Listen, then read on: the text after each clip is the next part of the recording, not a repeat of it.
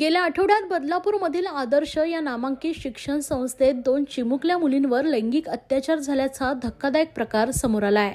हा प्रकार घडल्यानंतर 3 दिवसांनी या चिमुकल्या मुलींनी पालकांना हे सगळं सांगितलं आणि त्यानंतर पोलिसांनी कारवाई सुरू केली। धक्कादायक बाब म्हणजे जवळपास 14 तास या चिमुकल्यांच्या पालकांची तक्रारही पोलिसांनी दाखल केली नव्हती। या पार्श्वभूमीवर आज संतप्त नागरिकांनी बदलापूर रेल्वे स्थानकात सकाळपासूनच रेल रोको आंदोलन केलंय। पालक संतप्त झाले असून बदलापूरमध्ये शाळा परिसर व बदलापूर रेल्वे स्थानक परिसरात मोठा पोलिसांचा फौजफाटा तैनात करण्यात आला। एकीकडे संतप्त जमाव आक्रमक होत असताना दुसरीकडे शाळा परिसरात पोलिसांना जमावाला पांगवण्यासाठी अश्रुधुरांच्या नळकाड्याही फोडण्यात आल्या आहेत। या संदर्भात पोलिसांनी व नागरिकांनी प्रतिक्रिया दिलेत, पाहूया।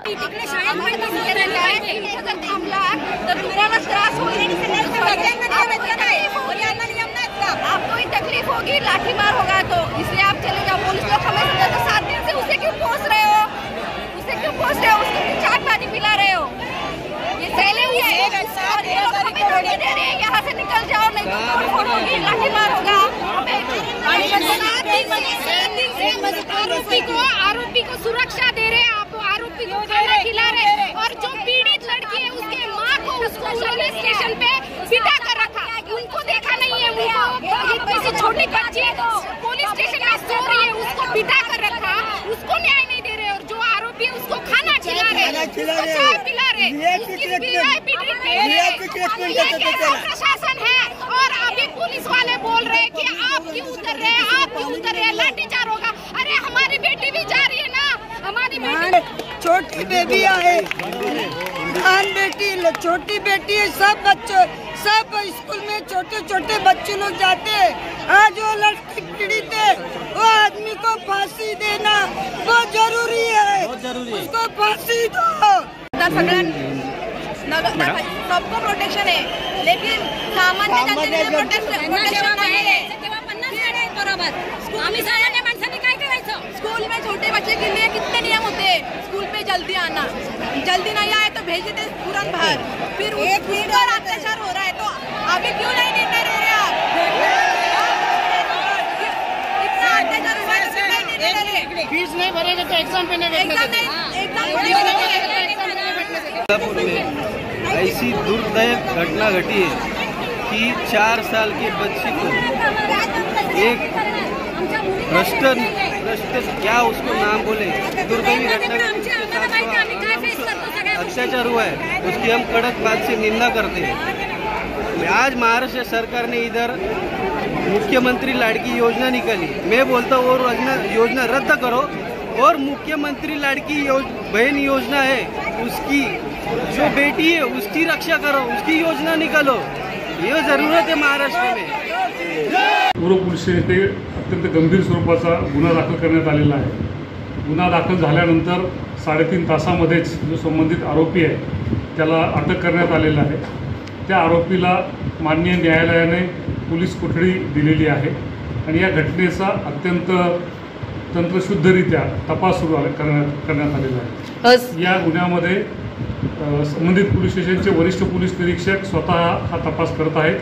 त्यासाठी त्यांना मदतीसाठी इतर पोलीस स्टेशनच्या 2 अत्यंत अनुभवी अशा महिला अधिकारी देखील देण्यात आलेले आहेत आणि या प्रत्येक तपासाच्या प्रत्येक मुद्द्यावर कुठलीही त्रुटी राहू नये, सर्व पुरावे घेतले जावेत यासाठी पोलीस प्रशासन अत्यंत बारकाईनं लक्ष ठेवून आहे आणि प्रयत्न करत आहे। या निमित्तानं मी बदलापूर शहर येथील सर्व नागरिकांना विनंती करतो की हा गुन्हा दाखल होणं, त्यानंतर अत्यंत बारकाईनं तपास करणं यामध्ये पोलीस यंत्रणा व्यस्त आहे। जर या निमित्तानं भावनेच्या आहारी जाऊन कोणते ठिय्या आंदोलन करणं, बदलापूर बंद करणं किंवा इतर स्वरूपाचं काही ॲजिटेशन करणं हे केल्यास जे तपास यंत्रणा तपासामध्ये बिझी आहे त्यामध्ये डिट्रॅक्शन निर्माण होतं आहे, तपासामध्ये अडथळा येतो आहे।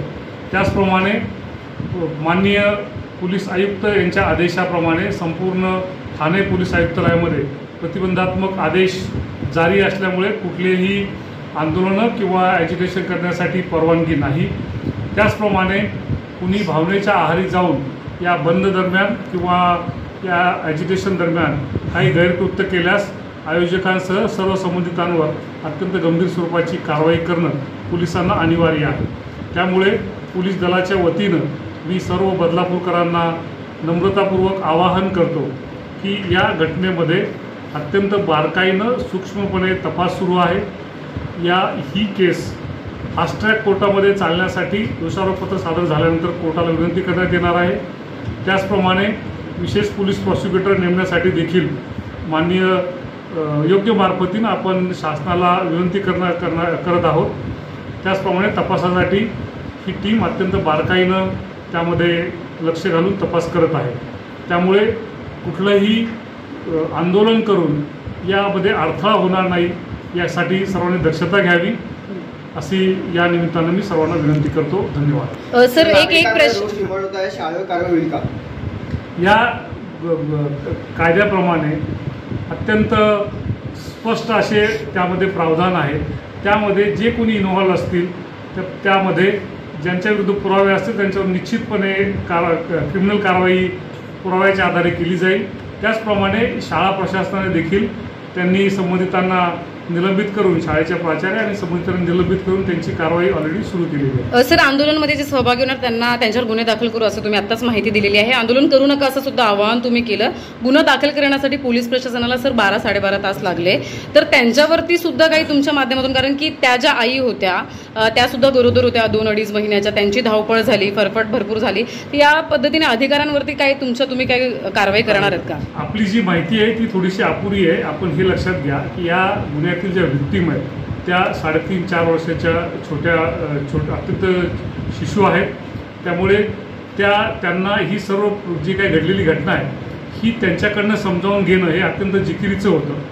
ते समजावून घेतल्यानंतर त्यांच्या कुटुंबियांच्या मदतीनं हे समजावून घेतल्यानंतर ते दाखल करणं, त्याप्रमाणे नवीन कायद्यातील प्रावधानाप्रमाणे ते तांत्रिकदृष्ट्या सगळं अपलोड करणं ही थोडीशी वेळखाऊ प्रक्रिया आहे।